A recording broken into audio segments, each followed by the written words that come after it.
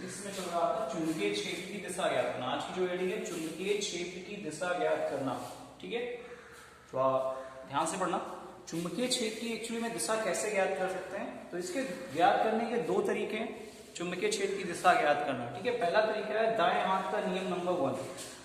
दाएं हाथ का नियम नंबर 1 जो है ये चुंबकीय क्षेत्र की दिशा को ज्ञात करने के लिए इसका प्रयोग किया जाता है, ठीक है। अब दिशा कैसे ज्ञात की जाती है इसकी, इसने कहा कि यदि हम अपने हाथ को कुछ ऐसे फैलाएं, दायां हाथ है तो दायां हाथ को, दायां हाथ का नियम है दायां हाथ फैला रहे हैं, अगर हम कुछ ऐसे फैलाएं, ठीक है, अगर हम अपने हाथ को कुछ ऐसे फैलाएं कि अंगुलियां सारी की सारी जो अंगुलियां हैं वो एक तरफ और अंगूठा दूसरी तरफ, यानी अंगुलियों और अंगूठों के बीच का जो कोण होना चाहिए वो 90 अंश का होना चाहिए। कितने अंश का होना चाहिए? 90। अगर अंगुलियां और अंगूठा एक दूसरे के लंबवत है तो अंगूठा जो होगा, ठीक है, अगर अंगूठा जो है वैद्युत धारा की दिशा को व्यक्त करता है तो जो उंगलियां होंगी वो चुंबकीय क्षेत्र की दिशा को व्यक्त करेंगी। क्लियर हुई? बात साफ हुई? यानी अगर हम अपने हाथ को कुछ ऐसे फैलाएं कि अंगूठा और उंगलियों के बीच का कोण 90 अंश हो, तो यदि अंगूठा वैद्युत धारा की दिशा को व्यक्त करता है तो जो उंगलियां होंगी वो चुंबकीय क्षेत्र की दिशा को व्यक्त करेंगे। समझ में कुछ बात आई? चलिए कुछ बताते हैं आपको। जैसे मान लीजिए हमने एक तार खींचा यहां से यहां, ऐसे तार खींचा, ठीक है, तो क्या होगा कि वैद्युत धारा की दिशा अगर ये है, वैद्युत धारा की दिशा क्या है, ये है, तो कहीं ना कहीं चुंबकीय क्षेत्र किस ओर होगा। तो जाहिर सी बात है, अब देखो ये जो है हमें ऐसे पड़ा, या कह सकते हो ऐसे कर ले, ऐसे कर ले, या चलो ऐसे कर लेते हैं, या ऐसे कर लेते हैं। तो अब देखिए ये अगर चुंबकीय क्षेत्र के साथ ये वैद्युत धारा के साथ व्यक्त कर रहा है, क्योंकि धारा इधर से इधर जा रही है, तो जो अंगूठा होगा, अंगूठा की दिशा ऊपर की ओर है, कि ऊपर की ओर चुंबकीय क्षेत्र होगा वो ये दिशा को व्यक्त करेगा। समझ में बात आई नहीं है? यानी अगर धारा इधर बह रही है तो चुंबकीय क्षेत्र ऊपर की ओर या फिर नीचे की ओर बहता हुआ नजर आएगा। क्लियर हुई बात? तो ये था दाएं हाथ का नियम नंबर 1 कि अगर हम अपने हाथ को कुछ ऐसे फैलाएं कि अंगूठा और उंगलियों के बीच का कोण 90 अंश हो, तो अगर आपकी उंगलियां वैद्युत धारा की दिशा या अंगूठा वैद्युत धारा की दिशा व्यक्त करता है, तो फिर जो उंगलियां होंगी या अंगूठा होगा वो एक दूसरे के विपरीत, यानी अगर अंगूठा वैद्युत धारा की दिशा व्यक्त करता है तो जो उंगलियां होंगी चुंबकीय क्षेत्र की दिशा को व्यक्त करेंगी, अगर उंगलियां चुंबकीय क्षेत्र की दिशा को व्यक्त कर रही हैं तो अंगूठा वैद्युत धारा की दिशा को व्यक्त करेगा।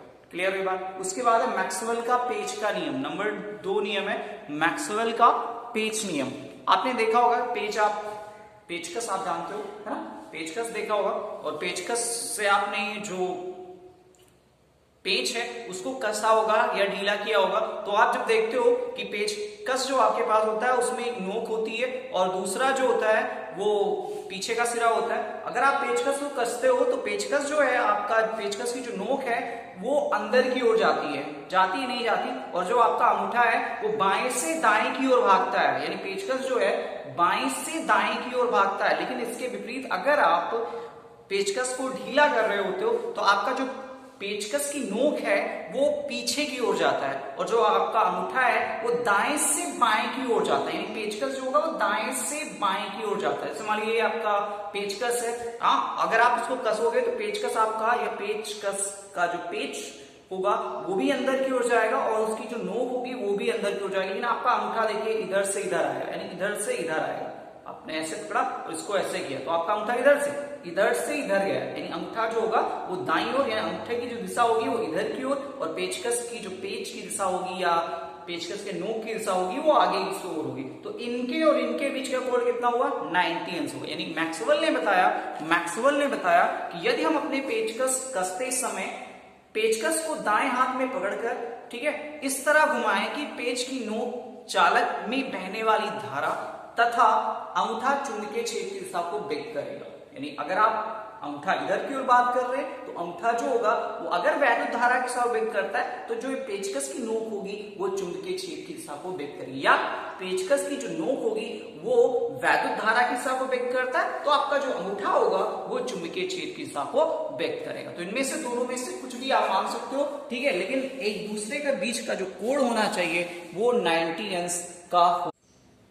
चलिए नेक्स्ट हेडिंग है धारावाही वृत्ताकार लूप या कुंडली के केंद्र पर चुंबकीय क्षेत्र। धारावाही वृत्ताकार लूप या कुंडली के केंद्र पर चुंबकीय क्षेत्र, ठीक है, ये निकाल के लाना है। हमारे पास वृत्ताकार कोई कुंडली है, ठीक है, वृत्ताकार कुंडली है जिस पर हमें चुंबकीय क्षेत्र यानी उसके बिंदु O पर या उसके कह सकते हो केंद्र पर हमें चुंबकीय क्षेत्र ज्ञात करना। हमारे पास एक L लंबाई का तार था जिससे मोड़कर एक वृत्ताकार लूप बनाया गया और उसकी जो त्रिज्या होगी वो स्मॉल a है, ठीक है, और इसमें I एम्पियर की धारा प्रवाहित की जा रही है, ठीक है। माना क्या गया, माना स्मॉल a त्रिज्या के एक वृत्ताकार लूप के रूप में एक तार को मोड़ा गया जिसमें I एम्पियर की धारा प्रवाहित की जा रही है। इसके जो लूप का केंद्र O है, यहीं पर हमें चुंबकीय क्षेत्र की दिशा ज्ञात करना है। हेडिंग पड़ी हुई है धारावाही वृत्ताकार लूप या कुंडली के केंद्र पर चुंबकीय क्षेत्र, इसे केंद्र पर चुंबकीय क्षेत्र ज्ञात करना है। और इसकी जो लंबाई है वो स्मॉल l नहीं, वो स्मॉल l है, मतलब इसकी जो लंबाई है स्मॉल l है। अब मानते हैं, क्योंकि आपने पढ़ा है बायो-सेवार्ट का नियम, तो बायो-सेवार्ट का जो नियम लगाते थे वो सबसे पहला काम करते थे, अगर उसकी लंबाई l है तो l लंबाई ना लेके उसके छोटे छोटे अवयव कर लेते थे।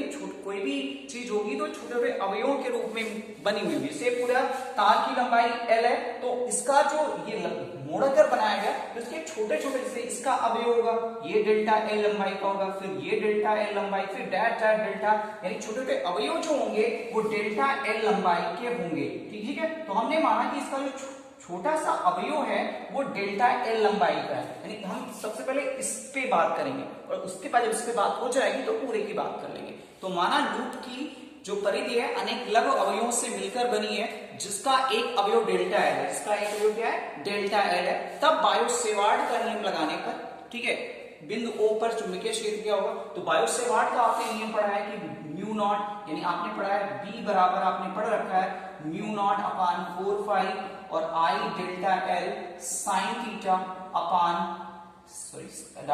I delta l sine theta upon r square. ये तो पढ़ा है आपने बायो-सेवार्ट का नियम, है ना।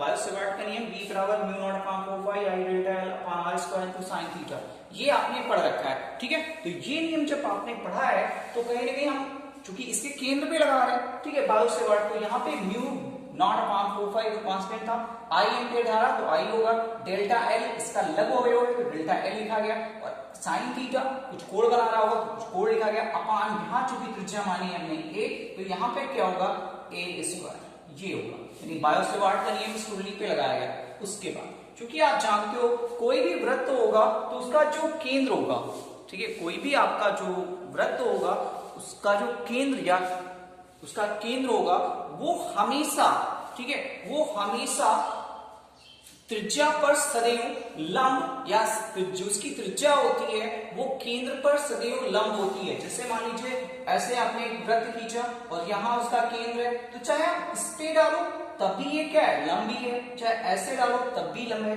यानी उसका जो केंद्र होगा, ठीक है, वो सदैव लंब होता है। क्या होता है, लंब होता है, ठीक है, क्योंकि त्रिज्या सदैव केंद्र पर लंब होती है, ध्यान लेना, त्रिज्या सदैव केंद्र पर लंब होती है, अर्थात कह सकते हैं अतः थीटा बराबर जो होगा वो 90 अंश होगा। तब b बराबर आप लिख सकते हो mu naught upon 4 pi I delta l sine 90 की वैल्यू 1 हो जाएगी अपान a स्क्वायर, ये बचेगा नहीं बचेगा, क्लियर है बात, ठीक है। अब चूंकि लूप बहुत सारे अवयवों से मिलकर बना, जैसे ये डेल्टा l लंबाई का है तो छोटा सा अवयव है, इसी तरह डेल्टा l बहुत सारे अवयवों से मिलकर ये पूरी जो लंबाई l है वो मिलकर बनी हुई होगी।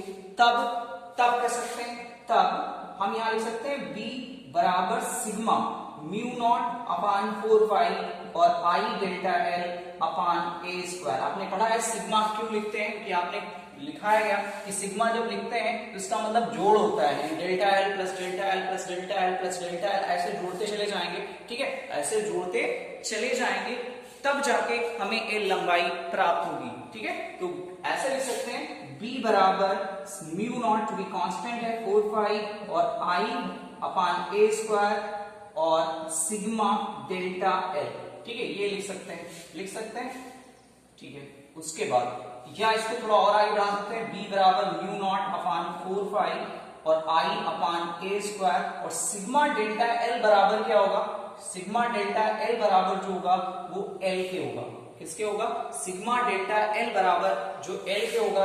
या इसको लिख सकते हैं क्योंकि ये वृत्त है और डेल्टा l क्या होगा, ये लंबाई है ना, तो हम लिख सकते हैं कि सिग्मा डेल्टा l बराबर होगा 2 पाई ए, क्या होगा 2 पाई ए, जहां आप लिखेंगे जहां सिग्मा डेल्टा एल बराबर जो है वो 2 पाई ए वृत्त की परिधि है। क्या है? वृत्त की परिधि। सिग्मा डेल्टा एल लिखा गया, इसका मतलब क्या है? सिग्मा डेल्टा एल का मतलब है delta L plus delta L plus delta L plus delta L. जितनी बार डेल्टा एल आएगा तो क्या है, ये जो है परिधि है, तो है पूरे तार की जो लंबाई होगी वो परिधि की ही होगी, और परिधि जो होगा आपने पढ़ा है 2 पाई आर होती है वृत्त की, तो यहाँ पे त्रिज्या ए है तो 2 पाई ए होगा। क्लियर हुई बात? तब हम यहाँ लिख सकते हैं क्या, तब लिख सकते हैं b बराबर अतः